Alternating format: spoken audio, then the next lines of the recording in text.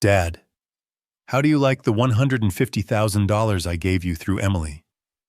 My successful son came to visit me on my birthday and asked. I laughed bitterly. Son, she only gave me a pair of socks. At that moment, a new car pulled up outside my driveway, and his wife got out. Betrayal or justice, the consequences will be loud. The gift bag weighed nothing. I stood at my front door, staring at the cheap plastic handles, feeling the emptiness before I even looked inside. Emily had thrust it toward me from her car window without meeting my eyes, and now she was gone, taillights disappearing down the street before I could invite her in for coffee. I walked back into my rental house and set the bag on the kitchen table.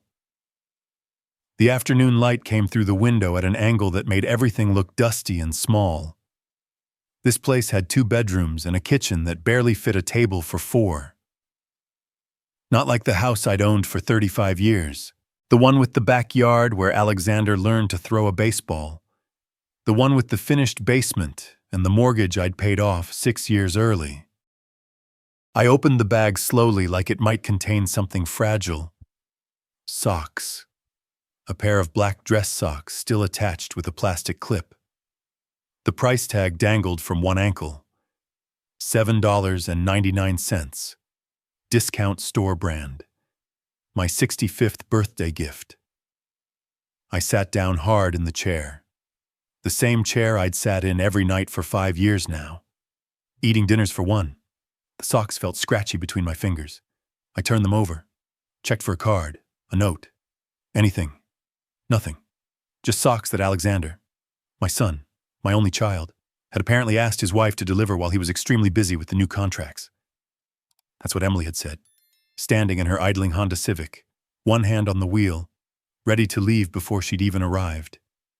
This is from Alexander. He's extremely busy with the new contracts. Happy birthday. No smile, no warmth, just words delivered like a court summons.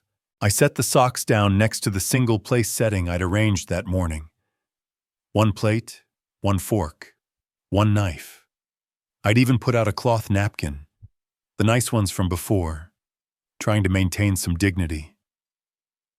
The casserole in the oven filled the small kitchen with the smell of cheese and chicken. Enough for 3 people. I'd made too much again. I always made too much. He's building something important, I said aloud to the empty room. My voice sounded hollow. Success requires sacrifice. I understand that. But I didn't understand. Not really. Not when I walked past the photo on the mantel. Alexander in his graduation gown, my arm around his shoulders, both of us grinning like we'd won the lottery. That was 18 years ago, back when I still had the house, back when I thought I was building something for both of us. The memory arrived without invitation. Sitting in that real estate office 5 years ago, April of 2020, watching the agent slide papers across the desk. My hand had shaken when I signed. 35 years of mortgage payments, of mowing the lawn every Sunday, of Christmas lights on the eaves, reduced to signatures on documents I barely read. The agent had talked about market conditions and equity and comparable sales, but all I heard was the sound of my pen scratching across lines, giving away my home, then the bank. 2 weeks later, I'd walked in with trembling knees and walked out, having handed my son a check for $250,000. Alexander had hugged me so hard I couldn't breathe. Dad, this investment will change everything. Once we expand, I'll buy you a new house. Something even better. I promised. I'd believed him. Why wouldn't I? He was my son. He had a business degree from a good school, a plan, a vision. He'd shown me spreadsheets and projections and letters of intent from major clients. The expansion would double his revenue within 3 years. He said, triple it within 6. He'd be able to pay me back, and then some. 5 years later, I was still waiting in a rental house that smelled like someone else's cigarette smoke embedded in the walls. I pulled the casserole from the oven and served myself a portion that looked lonely on the plate, sat back down at the table, The empty chair across from me seemed to grow larger as I ate, like it was expanding to fill the space where a family should be. I'd hoped Alexander might stop by. Emily had said he was busy, but surely he'd make time for his father's birthday. Surely he'd want to celebrate together like we used to. The sock sat next to my plate like an accusation. $7.99. I did the math without wanting to. 250,000 divided by $7.99 equals. I stopped. The numbers made me feel sick. After dinner, I washed the dishes slowly, watching the sky darken through the window above the sink. The water ran hot over my hands, soap bubbles catching the last rays of sunlight. This was my life now. Careful economy, quiet evenings, waiting for something to change. Alexander's business was thriving. I knew that much from the rare times we talked. He'd mentioned contracts with national retailers, expansion into 4 new states, hiring more staff, success, everything we'd hoped for. So why was I still here in this rental eating alone? The phone rang just as I pulled the plug from the drain. I dried my hands on a dish towel and picked up, expecting a robocall, or maybe a wrong number. Dad. Alexander's voice sounded wrong, strained, tight in a way I'd never heard before. Hey, son. Thanks for the dad. I'm coming over. He cut me off, words rushing out. We need to talk. My stomach dropped. Something in his tone, the urgency, the way he didn't wait for me to respond. Is everything all right? Just I'll be there soon. Don't go anywhere. The line went dead. I stood holding the phone, staring at the black screen, feeling my heart rate pick up. The kitchen suddenly felt too small, too quiet. Outside. A car passed on the street, headlights sweeping across the wall. I looked at the cheap socks on the table, at the photo on the mantel, at the empty chair. Something was coming. Something had shifted. I could feel it in my chest. A tightness that had nothing to do with age or anxiety, and everything to do with the tone of my son's voice. I walked to the window and looked out at the dark street, waiting for headlights to turn into my driveway. I couldn't stop moving. Window to kitchen to window again. Checking my watch every 90 seconds like that would make Alexander arrive faster. 25 minutes since the call. The casserole sat congealing on the counter. I picked up the socks, set them down, picked them up again. My hands needed something to do. When headlights finally swept across the living room wall, I was at the window before his car engine stopped. Alexander climbed out slowly, like a man carrying weight on his shoulders. Even in the porch light, I could see exhaustion carved into his face. I opened the door before he knocked. Hey, Dad. He stepped inside, and I noticed immediately that he didn't smile. Didn't make eye contact for more than a second. Nice night. Is it? I closed the door, watched him stand in the middle of my small living room like he didn't know what to do with his body. He sounded worried on the phone. Did I?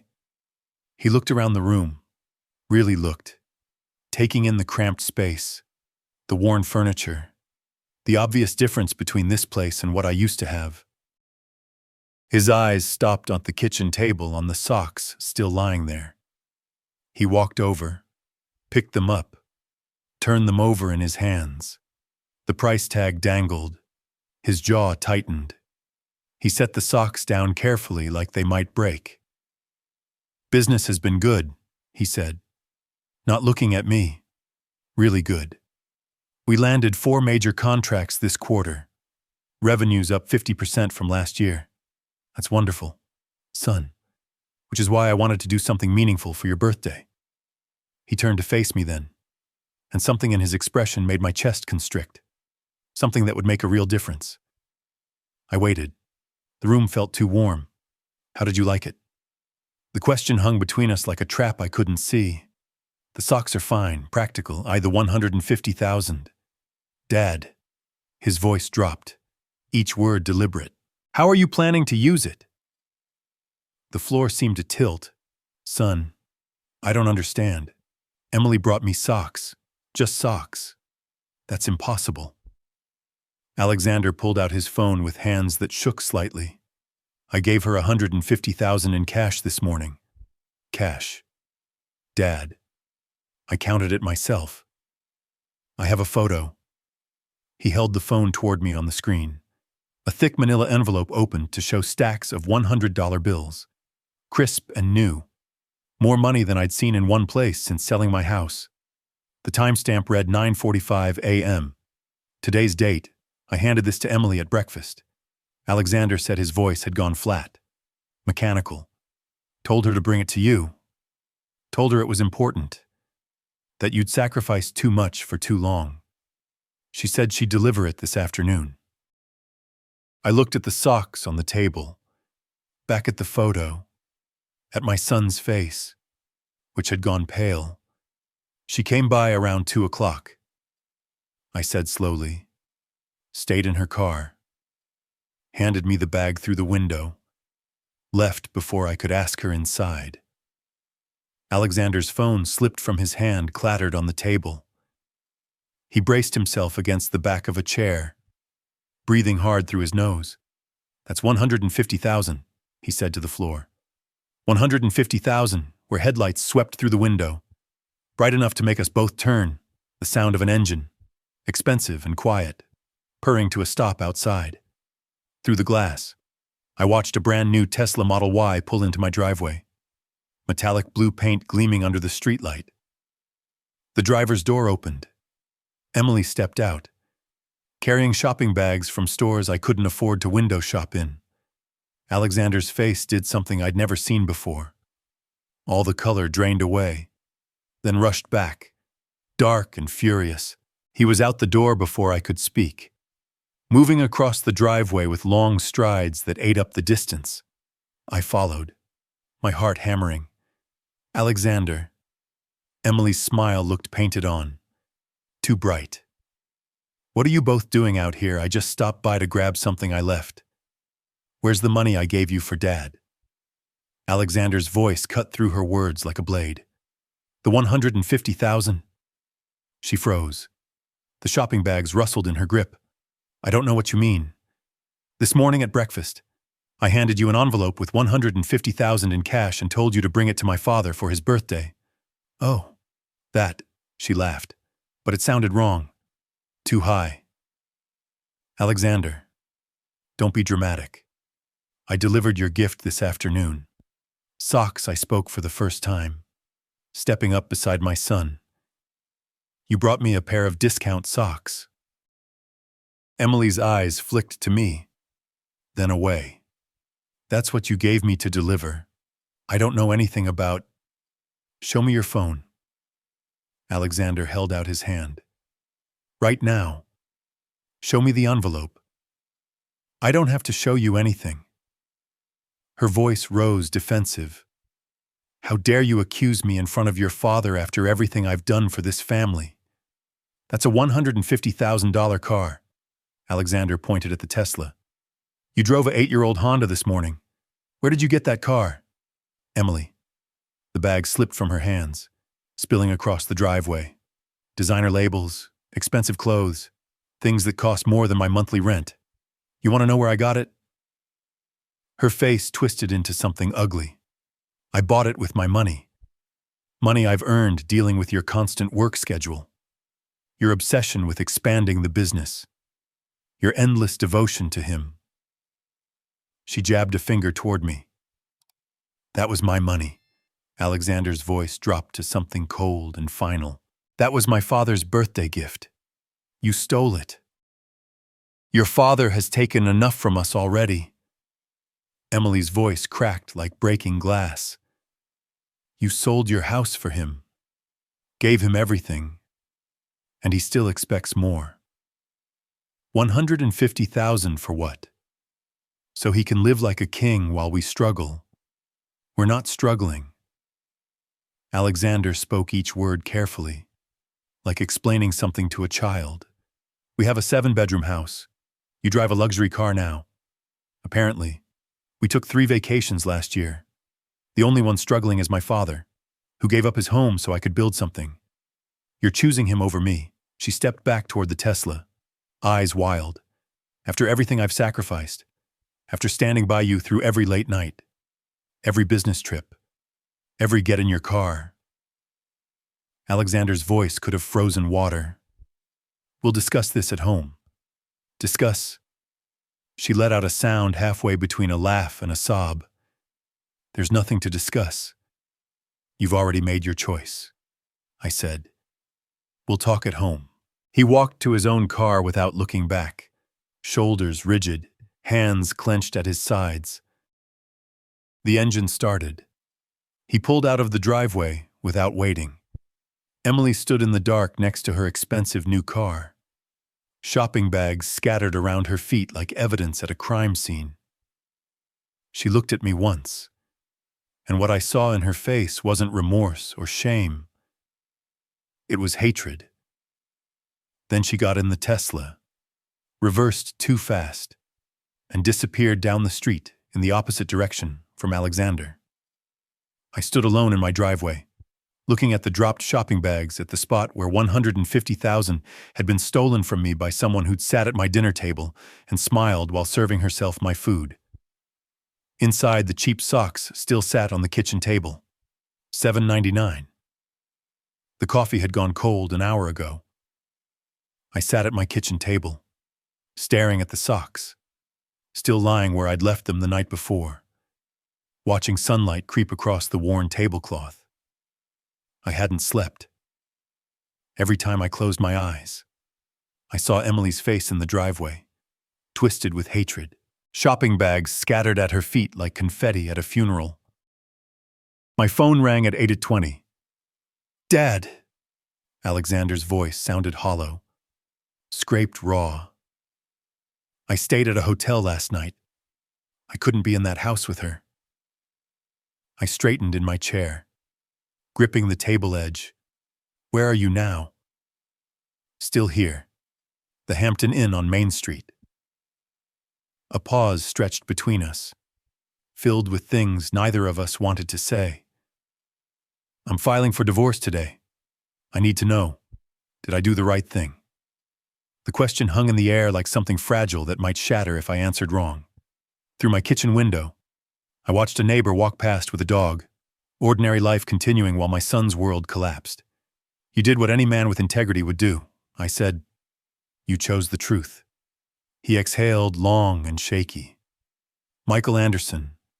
That's the attorney I'm meeting with at 11. He came recommended. Good. Let him handle the legal side. That's what he's trained for." I keep thinking about her face last night, the way she looked at you.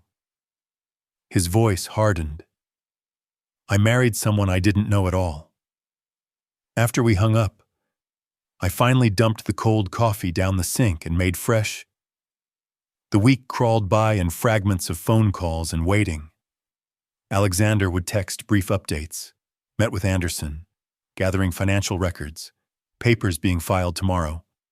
Each message arrived like a bulletin from a distant war I couldn't see but felt in my bones. I maintained my routines because stopping would mean surrendering to the chaos. Morning walks around the neighborhood, grocery shopping on Wednesday. But I'd pause mid-stride when my phone buzzed, or stand at my mailbox longer than necessary, checking for something I couldn't name. On the 9th day after the confrontation, April 23rd by the calendar I'd started keeping, Alexander called during my afternoon walk. "She's been served," he said without preamble. "Michael says the courier delivered the papers an hour ago.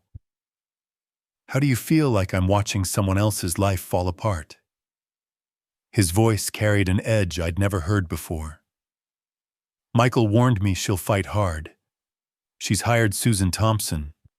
Apparently, she specializes in aggressive divorce tactics."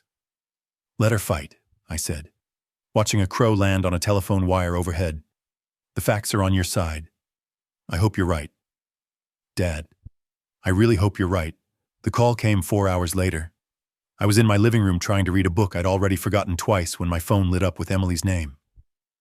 I stared at the display, considering letting it go to voicemail.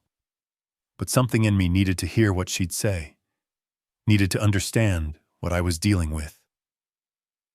"Hello? Emily, this is all your fault." Her voice exploded through the speaker so loud I pulled the phone away from my ear. "You poisoned Alexander against me. You couldn't stand seeing him happy with someone else." I stood up, began pacing the small room, kept my voice level. "You stole $150,000 meant for me. That's not my doing. That's yours. I didn't steal anything. That money should have been invested in the business, in our future, not wasted on you." She was crying now, or pretending to. Hard to tell which. "You've taken enough from us already. Years of Alexander choosing you over me, putting your needs first. And now this. Emily, I haven't asked my son for anything. He chose to give me that money. You chose to take it. You think you can destroy my life and walk away?" Her voice dropped to something cold and sharp. "You're going to regret interfering in my marriage. I'll make sure of it." My hand tightened on the phone. "Are you threatening me? Take it however you want." The line went dead. I stood in the center of my living room, holding the silent phone, looking out at the quiet street where nothing had changed. A car passed. The crow was still on the wire. The world kept turning while threats landed in my ear like stones. 4 days later, on April 26th, the letter arrived. I opened it, standing by my front door. Registered mail requiring my signature. The return address read Susan Thompson, attorney at law, family practice. Inside 3 pages of legal letterhead detailed demands that made my chest tighten. I sat down at the kitchen table and read it again. Slowly, this time retrieved a pen from the drawer and began highlighting key phrases. Equitable distribution of marital assets, including 50% of business equity. Compensation for emotional damages sustained during marriage.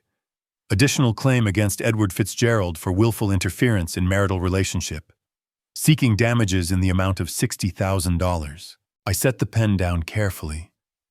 Read the paragraph about me a 3rd time to make sure I understood correctly. Emily wasn't just fighting the divorce. She was coming after me directly, claiming I'd deliberately sabotaged her marriage, demanding money I didn't have for damages I hadn't caused. The audacity of it struck me first, then the danger. She'd stolen from me, and now she was positioning herself as my victim, trying to rewrite the narrative, make herself the injured party deserving compensation. I looked at the cheap socks still on the counter where I'd moved them days ago. $7.99. She'd stolen $150,000 and given me $7.99, and now she wanted $60,000 more. "So that's how she wants to play it," I said aloud to the empty kitchen. My voice sounded different, harder. "Fine, let's play." I folded the letter carefully, slipped it back in the envelope, and placed it in a drawer. Not hiding it, filing it. The first piece of evidence in whatever came next. Outside, the afternoon sun cast long shadows across my small rental. I'd spent 5 years here, making excuses, waiting for things to improve, accepting less than I deserved, because I didn't want to cause problems for my son. That was finished. Now. Emily had made this personal. She'd threatened me, blamed me, tried to make me the villain in her story of theft and betrayal. But she'd made one critical mistake. She assumed I'd stay passive. She assumed I'd accept her version of events and fade into the background while she took whatever she could grab. She didn't know me as well as she thought. I walked to my desk, pulled out a notebook, and began making a list. Evidence, witnesses, timeline, facts that could be verified, documented, proven. My years teaching history had taught me that narratives aren't built on emotions. They're built on evidence. The truth isn't what people claim.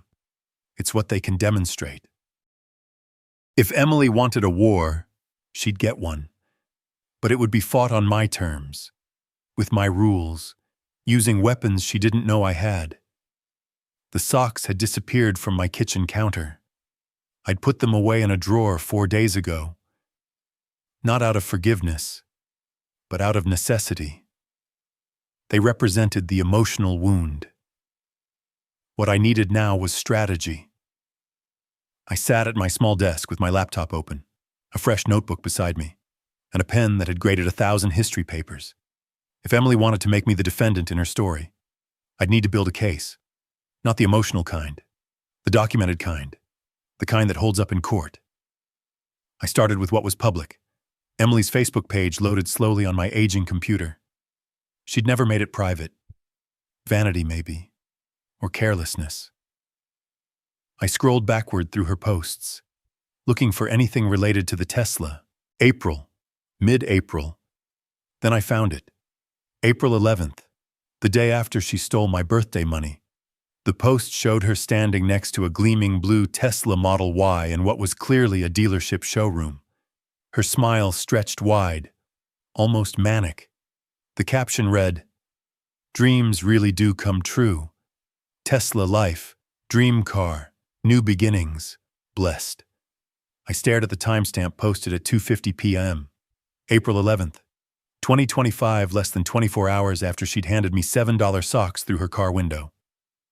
Document everything, I said quietly to myself, opening a folder on my desktop labeled Documentation. I took screenshots from multiple angles, making sure each one showed the date, time, and URL clearly visible.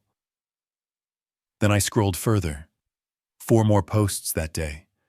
One from the parking lot showing the car from different angles, another from her driveway at home, a 5th showing the interior leather seats pristine with the caption, "Worth the wait. Tesla model. Luxury life." I saved them all methodically, creating a timeline that Emily herself had documented. She'd been so proud, so eager to show off her new acquisition that she'd created a perfect trail of evidence linking the theft to the purchase. But social media posts alone wouldn't be enough. I needed corroboration. I studied the dealership photos carefully. The showroom had distinctive features, large glass windows, a specific arrangement of vehicles, signage visible in the reflection. I zoomed in on one image until I could make out the name, Midwest Tesla with a Chicago address. 3 hours later, I pulled into their parking lot. The showroom gleamed with the antiseptic brightness of expensive things. A young salesman approached immediately, sensing potential commission. I played the part he expected. Retirement-age man considering a significant purchase, doing research, taking his time. "The Model Y is our most popular vehicle," he said, enthusiasm genuine. "Great choice. I noticed one in my neighborhood recently," I said, keeping my tone casual. "Gorgeous blue color. Really caught my eye." His face lit up. "Oh, that might have been the one we sold last week. Lady paid cash. You don't see that often with these prices." My pulse quickened, but I kept my expression mildly interested. "Cash, that's unusual these days. Isn't it very?" He leaned in like sharing a secret, but she was determined, had it all planned out, came in with the exact amount in an envelope. Memorable transaction. "You know, most people finance, I bet." I gestured toward the blue Model Y on the showroom floor. "Well, it's certainly a beautiful car. Mind if I take a closer look?" I spent 25 minutes asking technical questions, taking a test drive, maintaining the fiction of a potential buyer. Before I left, I collected a business card and made sure the salesman's name, Jason Miller, was printed clearly on it. Back home, I added Jason's card to my documentation folder and wrote detailed notes about our conversation while the memory was fresh. Date, time, direct quotes where I could remember them exactly. The unusual cash transaction, his clear memory of it. 3 pieces of evidence. But I needed more. I thought back to my birthday, to Emily's rushed visit, less than 4 minutes from arrival to departure. Someone that hurried, that eager to leave. Someone might have noticed. Linda Johnson, my neighbor, 4 houses down. She spent most afternoons on her porch, reading or watching the street. Had she been there on April 10th, I waited until April 2nd, giving myself a few days to formulate the right approach. When I saw Linda on her porch that afternoon, I walked down the sidewalk carrying a small notepad. "Linda," I called out, "do you remember my birthday?" April 10th. She looked up from her book, smiling. "Of course. I saw you setting up earlier that day. Why did you happen to notice when my daughter-in-law stopped by that afternoon?" Her expression shifted, became more attentive. "I did actually. It struck me as odd. She barely stayed 6 minutes, maybe less.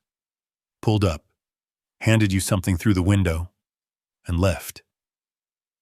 I remember thinking it seemed rushed for a birthday visit. Relief and vindication washed through me in equal measure. Would you be willing to write down what you remember?" Linda took the notepad without hesitation. "How specific should I be? Just what you remember.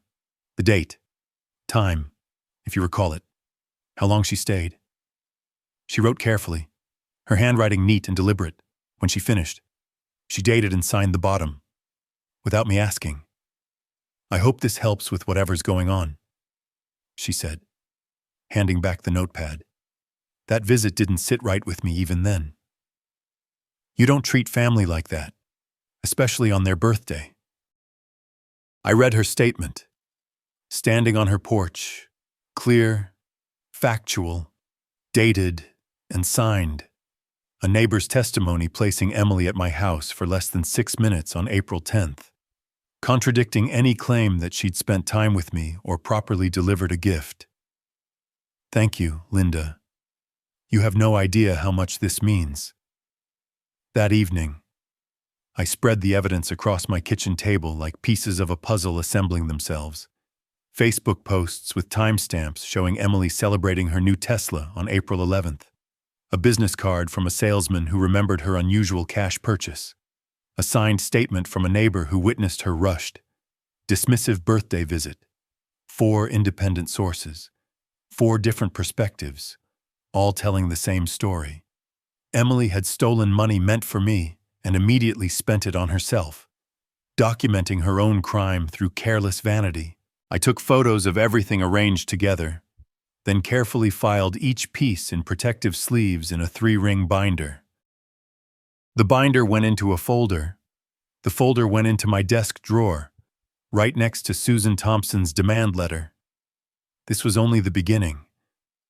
I knew that Emily's attorney would argue, deflect, try to reframe the narrative. But evidence doesn't lie. Facts don't shift based on who's telling the story. I'd been a history teacher for 40 years. I knew how to research, how to verify sources, how to build an argument that could withstand scrutiny. Emily thought she was fighting an old man who'd roll over and accept her version of events. She was wrong. I picked up my phone and texted Alexander. "Need to talk to Michael Anderson. I have evidence that might help your case."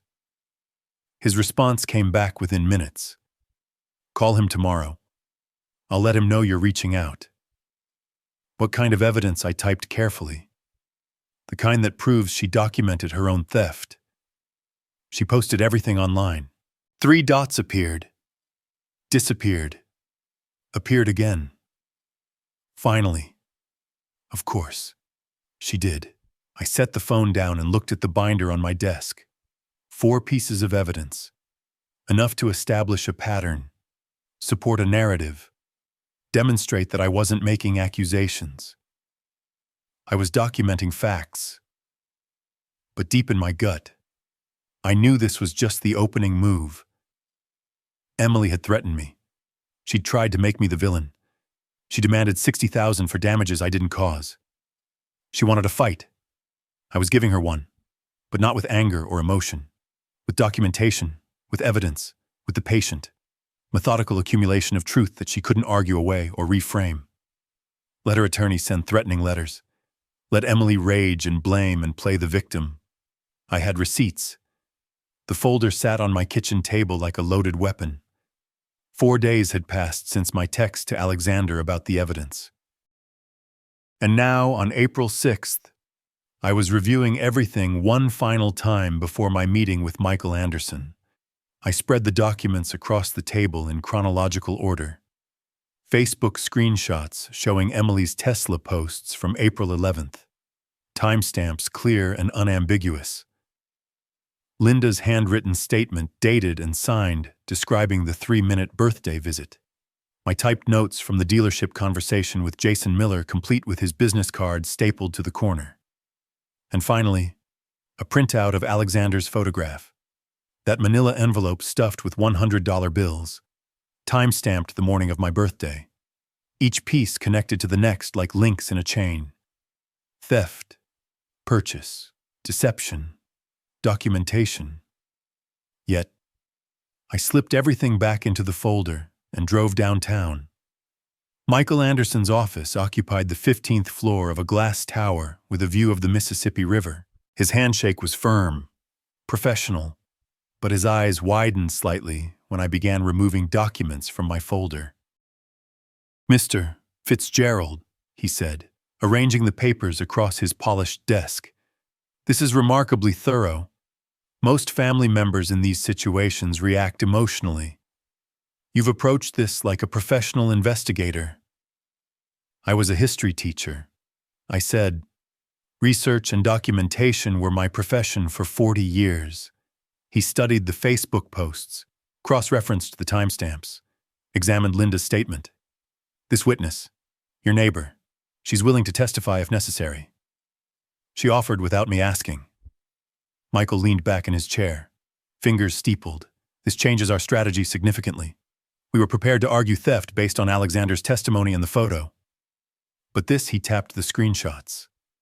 "She documented her own crime, posted it publicly within 24 hours. Arrogance," I said. "Or maybe she didn't think anyone would connect the dots. Either way, it's evidence a jury would understand immediately." He paused, looking at me directly. "The first hearing is April 11th, 6 days from now. Alexander asked specifically if you'd attend for support."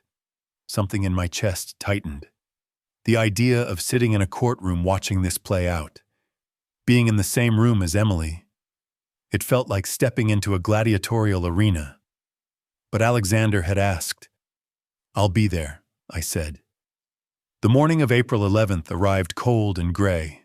I dressed in my Navy suit, the one I'd worn to retirement ceremonies and funerals, events that marked endings. The King County Courthouse loomed downtown, all concrete and authority. I parked in the public lot, walked through security, found the correct courtroom on the 4th floor.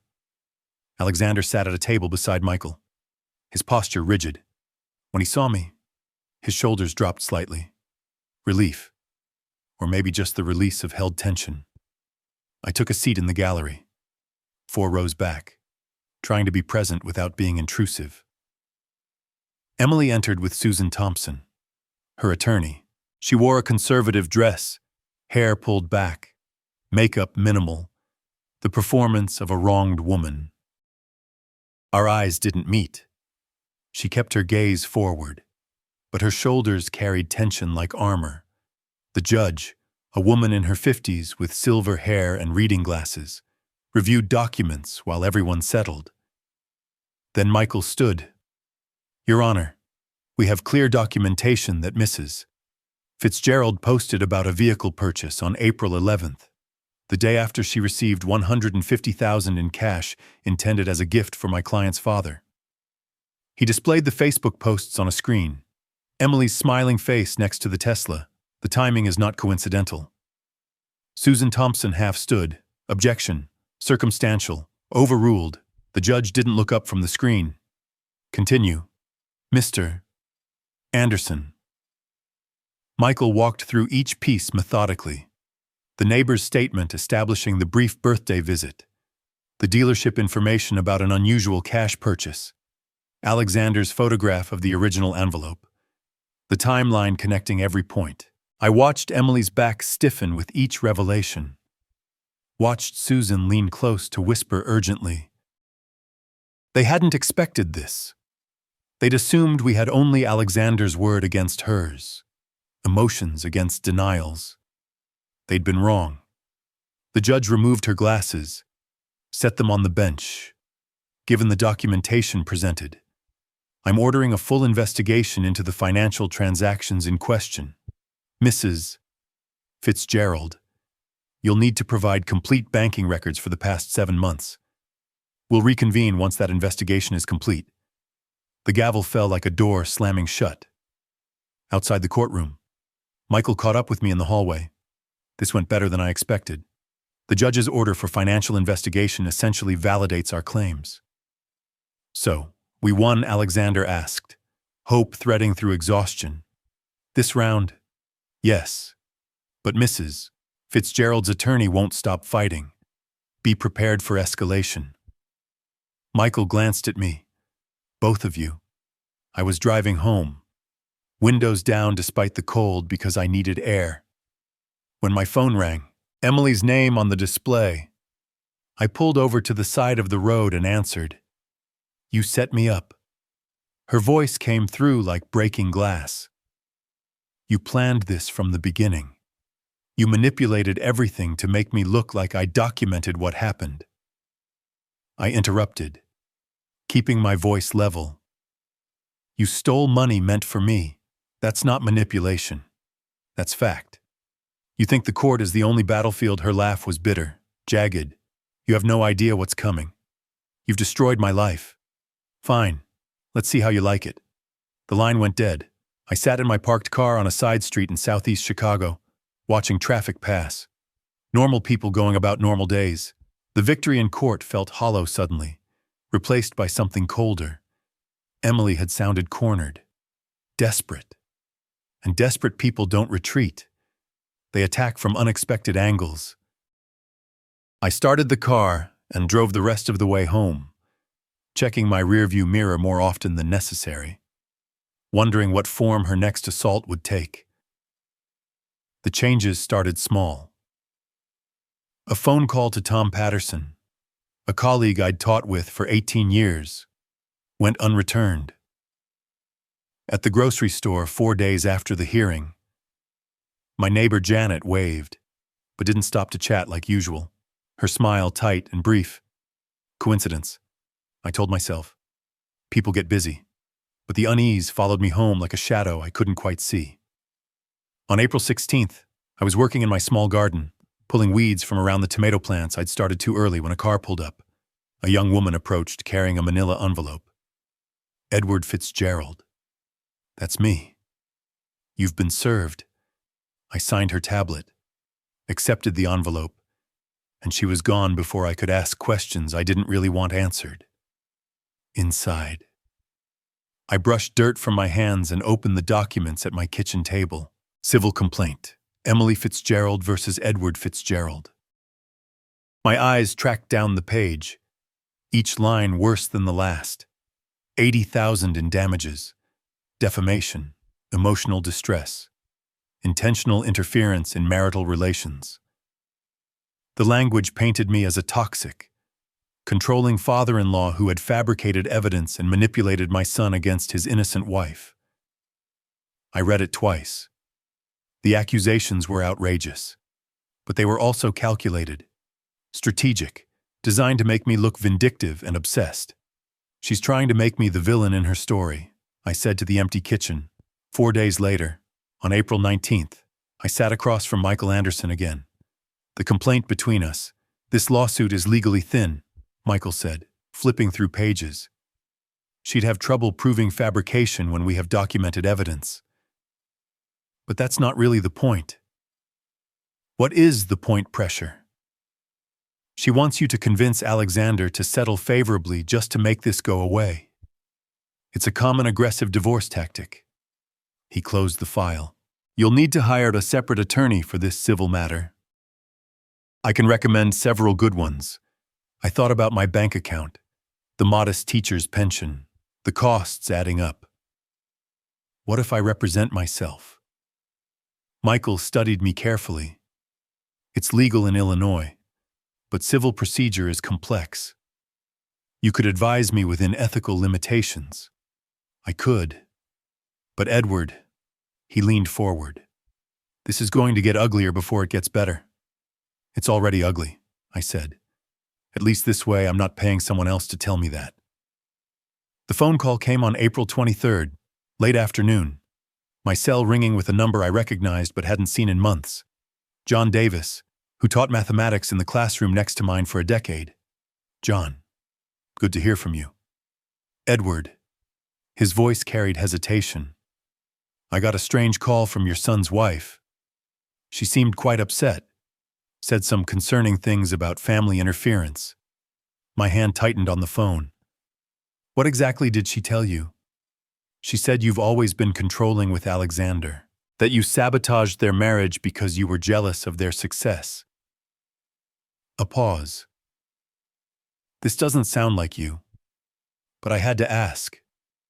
I stood, began pacing my living room.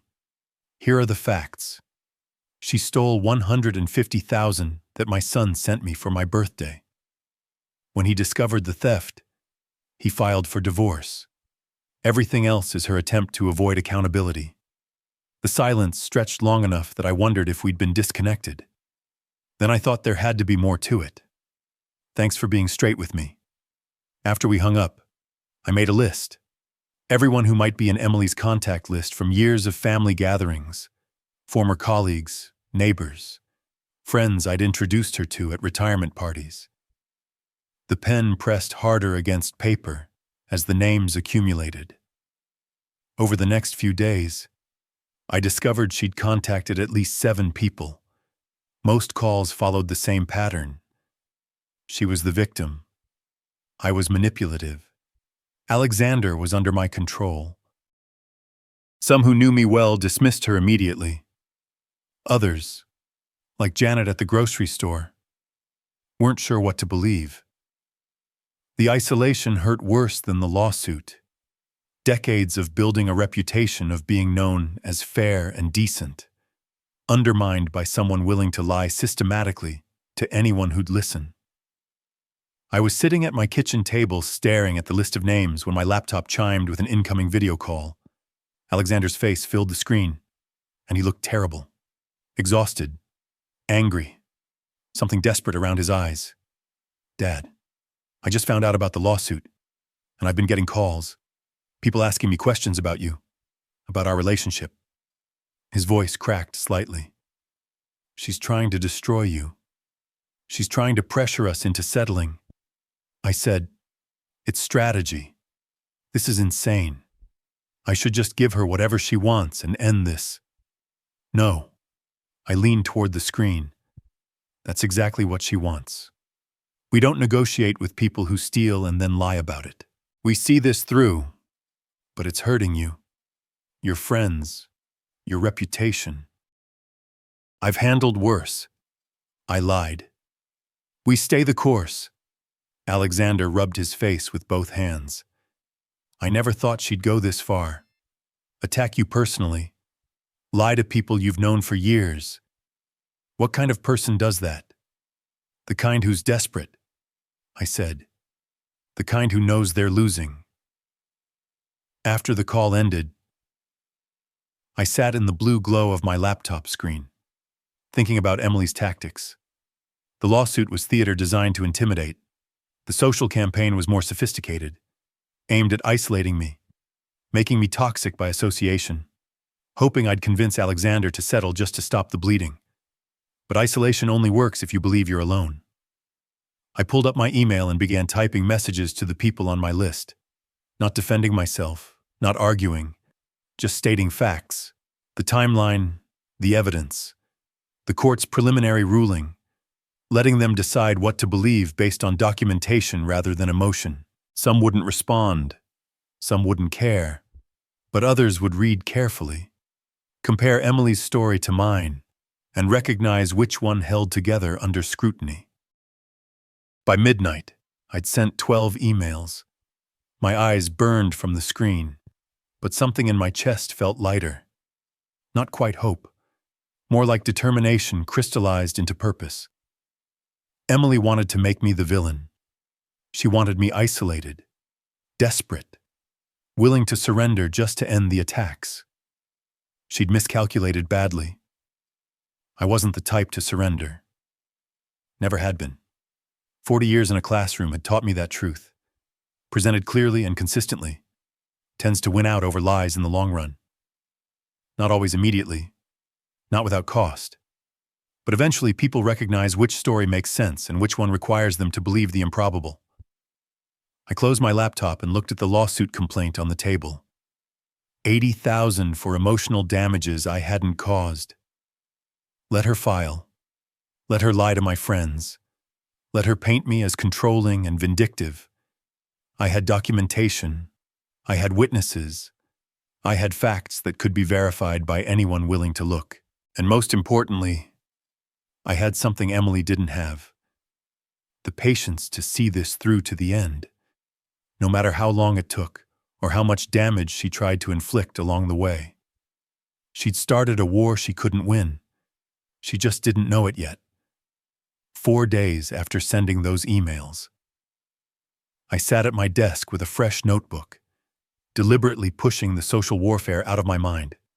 Hurt feelings wouldn't win this fight. Evidence would. I drew a line down the center of the page. Left column, what I know.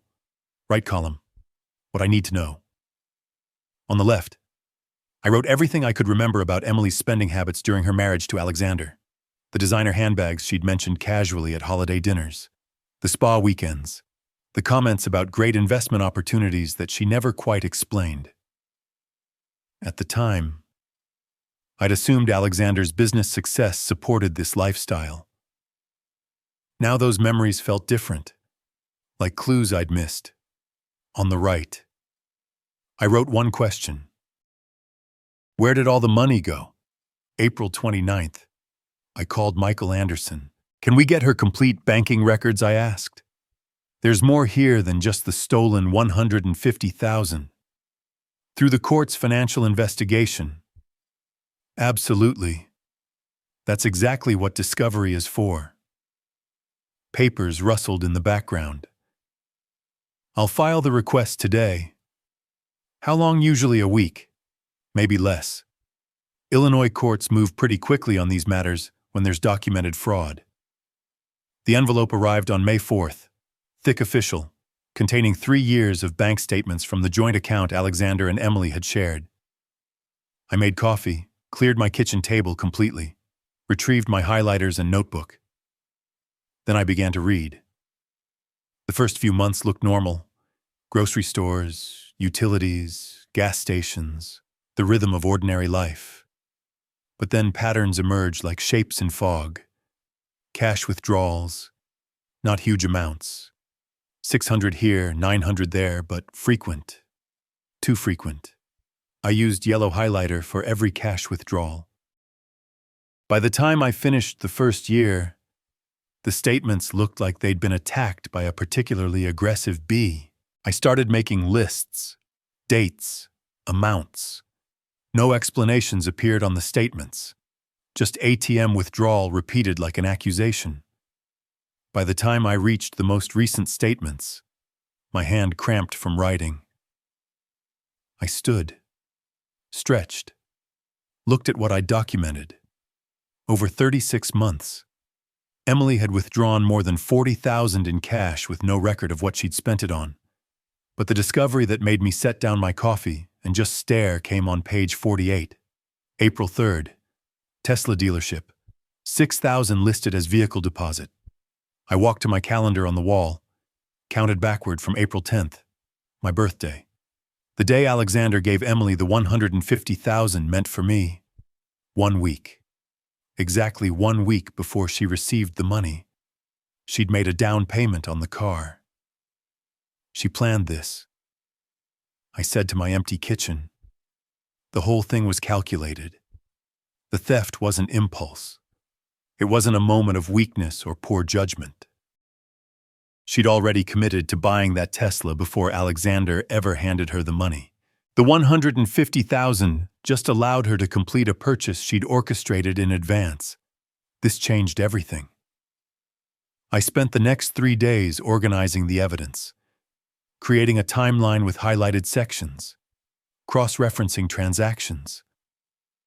On May 7th, I drove to Michael Anderson's office carrying a folder that had grown substantially thicker. 40,000 in unexplained cash withdrawals. Michael flipped through the statements, his professional composure cracking slightly. Over 3 years, and the Tesla deposit before she even had the money. I slid the April 3rd statement across his desk. This wasn't impulse. It was a plan. Michael studied the document, his finger tracing the date. This changes everything. When we present this at the next hearing, we're not just showing she stole your birthday gift. We're showing a pattern of financial deception throughout the marriage, premeditation, systematic depletion of marital assets. He looked up at me, and something in his expression had shifted from professional respect to genuine admiration. You've built a case that any prosecutor would envy. He said, most clients' family members get emotional and reactive. You got methodical and thorough. I was a history teacher. I reminded him. Primary sources, documentation, verification. It's what I know how to do. Well, it's about to pay off. Michael began making notes on a legal pad. The next hearing is scheduled for May 13th. 7 days from now. Judge Lee will see this evidence, and it's going to be very difficult for Emily's attorney to explain away a deposit made before the money was stolen. Driving home, I felt something I hadn't felt in weeks. Genuine hope, not the desperate kind that comes from wishing things would improve, but the earned kind that comes from building something solid. Evidence, documentation, facts that couldn't be argued away or reframed. Emily had been careless. She documented her own crimes, first with social media posts about the Tesla, now with financial records showing she'd planned the purchase before the theft. Her arrogance, her certainty that no one would look closely enough or care enough to investigate, had created a paper trail that led directly to her guilt. The civil lawsuit she'd filed against me suddenly felt less threatening. Let her claim I'd defamed her or interfered in her marriage. I had bank statements showing systematic financial misconduct. I had dates proving premeditation. I had a timeline that couldn't be manipulated or denied. At home, I made dinner, something simple, pasta with vegetables, and ate at my kitchen table, surrounded by organized folders of evidence. The cheap socks had long since disappeared into a drawer somewhere, irrelevant now.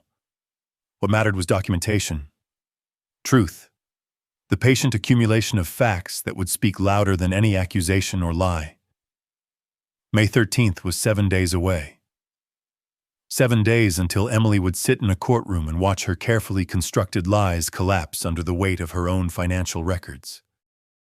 I cleaned my dishes, put away the folders, and allowed myself a moment of satisfaction. Not victory. Not yet. But the certainty that I'd done the work necessary to achieve it. Whatever happened in that courtroom, I'd be ready. May 13th arrived with gray skies and the threat of rain. I dressed in my navy suit for the 4th time, checked my wallet for parking money, and reviewed my notes one final time at my kitchen table. The file containing all the financial evidence sat beside my coffee cup, though I wouldn't need to bring it. Michael had everything prepared. The drive downtown felt different this time, less anxious, more like a soldier heading to a battle he knew he could win because he'd done the reconnaissance, understood the terrain, prepared properly. I found the same parking spot I'd used before, walked through the same security checkpoint, climbed the same stairs to the 4th floor courtroom. But when I entered and took my seat in the gallery, my posture was different, straighter, more confident. Alexander sat at the attorney's table beside Michael, his shoulders tight with tension. When he glanced back and saw me, something in his face relaxed slightly. I nodded once. We were here. We were ready. Emily entered with Susan Thompson, and I watched her carefully. She wore a conservative gray suit, her hair pulled back severely, makeup minimal, the costume of someone trying to look wronged and dignified. But there was tension in her jaw, a tightness around her eyes. She knew something was coming. She just didn't know what. Judge Lee took the bench promptly at 10. We're here for the continued hearing in Fitzgerald versus Fitzgerald regarding the financial investigation ordered by this court. Mr. Anderson, you may proceed. Michael stood, and even his posture communicated controlled confidence. Your Honor, the financial investigation has revealed a pattern of misconduct far beyond the original theft we documented. He gestured, and the courtroom screen lit up with the first bank statement. Transactions highlighted in yellow. Over a 36-month period. Mrs. Fitzgerald withdrew more than $40,000 in cash from the marital account. These withdrawals have no corresponding documentation, no explanation, no record of legitimate expenses. The screen changed, showing page after page of highlighted withdrawals. I watched Emily's shoulders tense, watched Susan Thompson lean over to whisper urgently, "However, Your Honor, the most significant evidence is this." Michael's laser pointer highlighted a single transaction. April 3rd, 8 days before Mr. Edward Fitzgerald's birthday. Mrs. Fitzgerald made a $6,000 deposit to the Tesla dealership. He paused, letting the date sink in. This proves the vehicle purchase was planned before she ever received the $150,000 meant for Mr. Fitzgerald's father. This was not impulse. This was calculation. This was premeditated theft. Susan Thompson stood quickly. Your Honor, Mrs. Fitzgerald's use of marital funds during the marriage was entirely legal. The timing of this deposit may simply be coincidental. Counselor, Judge Lee's voice cut through the objection like a blade. We're not discussing marital funds. We're discussing money that never legally belonged to your client. It was stolen before reaching its intended recipient. Susan sat down faster than she'd stood up. The judge reviewed the documents in silence, her expression unreadable. I watched Emily's hands grip the edge of the table, knuckles white. Watched her lean toward her attorney. Say something I couldn't hear. Watched Susan shake her head slightly, as if to say there was nothing she could do. Finally, Judge Lee spoke. The evidence presented demonstrates not only theft of the $150,000, but a pattern of financial misconduct and premeditated deception. She looked directly at Emily. Mrs. Fitzgerald, you are hereby ordered to repay the full amount, $150,000, to Mr. Edward Fitzgerald, the intended recipient of that gift. Alexander's shoulders dropped with relief. I felt something loosen in my own chest. Furthermore, the judge continued, this demonstrated bad faith significantly impacts your claims regarding marital asset division.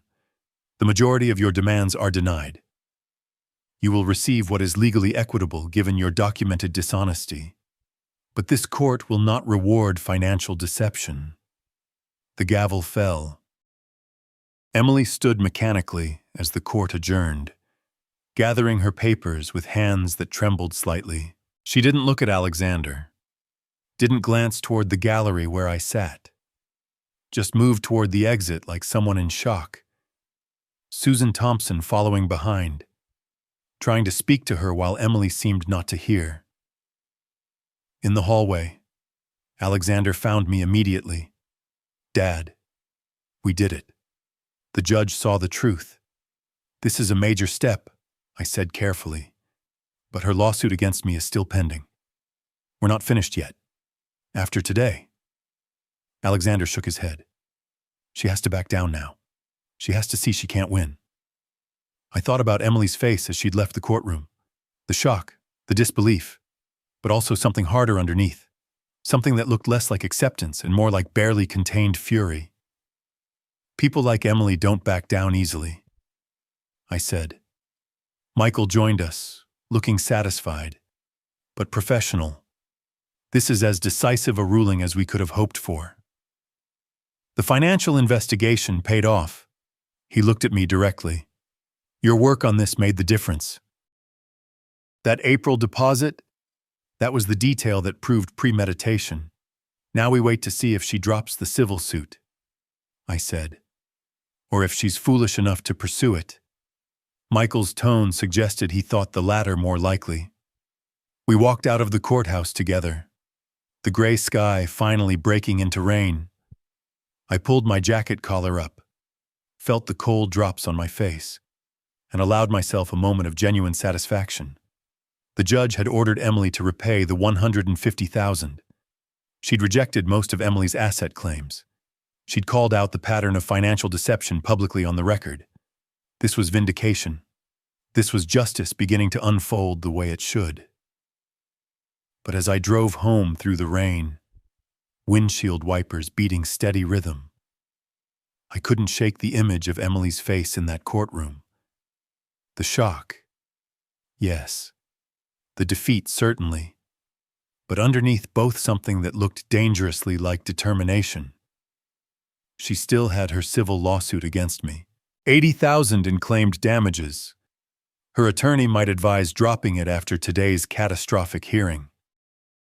Any reasonable person would, but Emily had never struck me as particularly reasonable. I parked in my driveway, sat for a moment, watching rain streak down the windows, and prepared myself for whatever came next. We'd won a major battle today. The evidence had spoken. The judge had ruled in our favor decisively, but the war might not be over. Some people knew when to surrender. Others just kept fighting, even when the ground beneath them had already collapsed. I had a feeling Emily was the second type. The week after the divorce hearing, victory felt strange, quiet, like standing in the aftermath of a storm, checking for damage, finding everything still standing. But one threat remained. Emily's civil lawsuit demanding $80,000 for emotional damages I hadn't caused.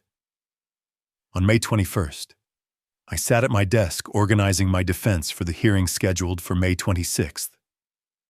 Michael Anderson couldn't officially represent me in civil court. Conflict of interest, he'd explained. But he'd spent an hour on the phone walking me through self-representation strategy. Keep it factual, he'd said. You're not a lawyer, so don't try to sound like one. Just tell the truth. That's all I've ever done in this situation. I'd replied, the truth is my only defense because it's my only weapon, and a powerful one. The divorce court already validated everything you found. I spread my documents across the desk. The divorce court's written decision from May 13th. My organized timeline of evidence gathering. Copies of everything I'd provided to Michael for Alexander's case. Then I opened my desk drawer and retrieved something I'd kept secure for weeks. A small digital voice recorder. After Emily's first threatening phone call, the one where she'd warned I'd regret this, I'd started recording our conversations. Illinois law permits one-party consent recording when there's reasonable belief of threats or harassment. Her voice saying she'd destroy me, and Alexander gave me that reasonable belief. I connected the recorder to my laptop, transferred the files, and listened through headphones one final time. Her voice came through clearly, venomous and threatening. This was the person claiming to be my victim. On May 26th, I walked into the civil courtroom alone. No attorney beside me, just folders of documentation and a portable speaker in my briefcase. Emily sat at the plaintiff's table with Susan Thompson, who stood to present their case first. Her voice carried theatrical indignation as she described a controlling father-in-law who'd maliciously destroyed an innocent woman's marriage through fabricated evidence and manipulation. I sat quietly, making occasional notes, but mostly just observing, watching the performance, waiting my turn. When Susan finished, the judge looked at me, Mr. Fitzgerald, your response. I stood, moved to the podium with my notes, and addressed the judge directly. Your Honor, I gathered evidence of theft. My son sent me $150,000 for my birthday. His wife kept it and bought herself a car. These are facts proven in divorce court. I gestured to my documentation. I didn't fabricate anything. I documented what actually happened and provided it through proper legal channels to my son's attorney. I walked through my evidence gathering step by step. Social media posts, public information, neighbor testimony, voluntary statement, dealership conversation, legal inquiry, banking records obtained through court-ordered discovery. Everything I found was verified as truthful by Judge Lee in the divorce proceeding. I said, I'm not defending against accusations of lying because the truth has already been established in another court. Then I retrieved the portable speaker from my briefcase. However, there is one piece of evidence I'd like the court to hear. After the first divorce hearing, Mrs. Fitzgerald called me. I recorded these calls legally under Illinois' one-party consent law, which permits recording when there's reasonable belief of threats. I connected my phone to the speaker and pressed play. Emily's voice filled the courtroom sharp and clear. You think you can destroy my life and walk away, you're going to regret interfering in my marriage. I'll make sure of it. I'll destroy you and Alexander both if I have to. The recording continued for 40 seconds.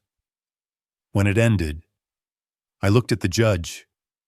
I recorded these calls legally after her first threat. This is who was actually threatening whom. Your Honor, I returned to my seat. The judge made notes. Emily's face had gone pale. I'll issue a written ruling within 72 hours. The judge said. 4 days later, on May 29th, the decision arrived by mail. I read it standing in my kitchen. Coffee growing cold on the counter. The lawsuit was dismissed completely. The judge's language was precise and damning. The claims were without merit, appeared retaliatory in nature, and constituted potential abuse of the judicial system to punish someone for providing truthful evidence. Moreover, Emily was ordered to pay my court costs. $4,000. I set the document down carefully and walked to my window. The street outside looked ordinary. Cars passing, neighbors walking dogs, life continuing its normal rhythm. But something fundamental had shifted. Every legal battle was finished. Every threat neutralized. Every accusation answered with documented truth. Emily had tried to make me the villain through lies, lawsuits, and social warfare. The courts had responded by validating everything I'd documented and penalizing her for the attempt. This wasn't revenge. This was justice working exactly as it should. Slowly, methodically, but inevitably reaching the truth. I called Alexander that evening. It's over, I said. The civil suit was dismissed. She has to pay my costs.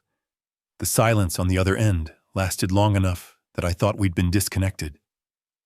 Then I heard him exhale long and shaky. You saved me, Dad, from everything. The money, the marriage, all of it. I just documented what was real. I said. The truth did the rest. After we hung up, I sat at my kitchen table with the dismissal order in front of me. 5 months ago, I'd stood at the same table opening a gift bag containing $7 socks, feeling forgotten and diminished. Now I sat with court documents vindicating everything I'd fought for. The transformation wasn't about the legal victories, though those mattered. It was about reclaiming something essential. The confidence that I could protect what mattered. That fairness wasn't just a concept, but something achievable through patience, documentation, and refusing to surrender to lies. Outside, the evening sun cast long shadows across my rental house. I had one more thing to wait for. The $150,000 Emily had been ordered to repay, plus the $4,000 in costs from this lawsuit. $154,000, but more important than the money was what it represented. Consequences delivered, justice served, and a fundamental fairness restored to a situation that had begun with cruel deception. I could wait. I'd proven I was good at that. The final divorce hearing on June 6th was a formality. Judge Lee reviewed the terms one last time, converting all previous rulings into a binding decree. I sat in the gallery, my usual seat, watching the conclusion of a battle that had consumed 5 months of my life. Emily received $50,000 from the marital home sale. That was all, everything else. Alexander's business, his investments, his future remained his. And she owed me $154,000. The judge addressed the practical issue directly. Mrs. Fitzgerald clearly cannot pay this amount immediately. Therefore, she is ordered to sell the Tesla Model Y within 12 days with proceeds paid directly to Mr. Edward Fitzgerald. The remaining balance will be paid in monthly installments over 30 months at the standard judgment interest rate. I watched Emily's shoulders slump. The car that symbolized her betrayal would be the first thing surrendered to pay for it. There was poetry in that.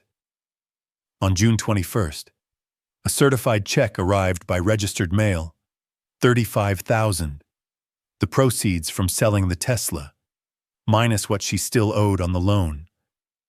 I stood in my kitchen holding the check, and for a long moment I didn't look at the amount. I just felt the weight of what it represented. Justice fulfilled, consequences delivered, a fundamental fairness restored. It was never about the money, I said quietly to my empty kitchen. It was about what was right. And now it is right. 6 days later, Alexander and I met for lunch at a comfortable restaurant on Southeast Oak Street. The first truly relaxed meal we'd shared since my birthday. When he walked in and we embraced, both of us held on an extra moment. The stress that had carved lines into his face for months had lifted. He looked younger, lighter. Dad, I don't know how to thank you. He sat across from me, hands wrapped around a water glass. You saved me from the biggest mistake of my life. If you hadn't documented everything, gathered that evidence, I did what any father would do. I interrupted gently. I protected my family. We ordered, talked about ordinary things, his work, my garden, the weather turning warmer, conversation that didn't revolve around lawyers or court dates or evidence. It felt like breathing freely after being underwater. Then Alexander set down his fork and looked at me seriously. I want to help you buy a house. A real one, not rented. You sold yours for me. Now let me do this for you. I'll do it right this time. Something warm spread through my chest, not just at the offer, but at the recognition behind it. He understood what I'd sacrificed, what I'd lost to help him build his business. I accept, I said, but on one condition. We document everything properly. Official agreement, written terms. Not because I don't trust you, but because we both learned that documentation protects everyone. Alexander smiled, and it was genuine. Agreed. Everything in writing, signatures, witnesses, the whole thing. He paused. You taught me that lesson the hard way, but I learned it. I pulled out my notebook, the same type I'd used during my investigation, and made a note. We both smiled at that, a shared understanding of wisdom earned through difficulty. The afternoon sun slanted through the restaurant window, turning everything golden. I turned to watch it, feeling something settle in my chest. Peace, not the absence of conflict, but the presence of resolution. She moved away, I said, trying to start over in another state. Michael mentioned that. Alexander's voice was neutral. Doesn't matter where she goes. Those court records are public. That's not my revenge, I said. That's just consequences. I didn't destroy her life. She did that herself the moment she chose theft over honesty. We finished lunch slowly, neither of us in a hurry to leave. This moment, father and son, threat eliminated, future bright, felt worth savoring. 5 months ago, I'd been alone at a table set for one, opening cheap socks. Now I sat across from my son, planning a shared future built on trust and proper documentation. When we finally stood to leave, Alexander hugged me again. I love you, Dad. I'm sorry it took almost losing everything to show me how much you matter." "You never lost me," I said. "I was always here." Driving home, I thought about everything that had happened since April 10th. The theft, the confrontation, the investigation, the court battles, the vindication, a journey from victim to strategist to survivor. But the real transformation wasn't about evidence or legal victories. It was about reclaiming something essential, the confidence that I could protect what mattered. That justice, though it required patience and documentation, and refusing to surrender, was achievable. I parked in front of my rental house, soon to be replaced by something I actually owned again. Walked inside, made coffee, sat at my kitchen table, where this whole journey had begun. The cheap socks were long gone, discarded or donated somewhere. They didn't matter anymore. What mattered was the stack of legal documents on my desk proving that truth. When documented carefully and presented properly, defeats lies every time. Emily would pay installments for 3 years, every month, a reminder of consequences, every payment, proof that theft carries a price. But I wouldn't dwell on that. Wouldn't waste energy on anger or bitterness. She'd made her choices. The courts had delivered appropriate consequences. My job was to move forward into the house Alexander would help me buy into whatever years remained, into a future built on wisdom earned the hard way.